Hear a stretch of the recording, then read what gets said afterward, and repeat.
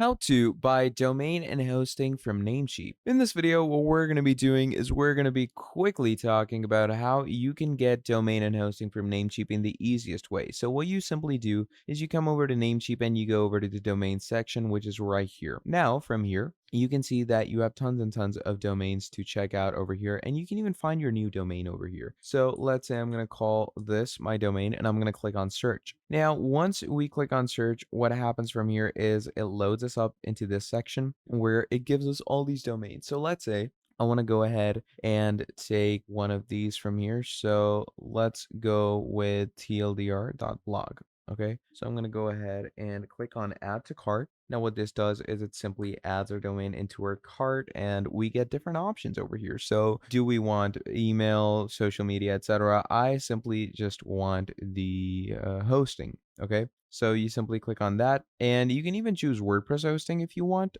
So once that is done, simply click on checkout. And once you click on checkout, add in your order details. And once that is done, basically, you finally will have your Namecheap domain and hosting. So that's pretty much about it for this video. Thank you for watching all the way till the end, and I'll see all of you in the next video. Have a great day. Goodbye.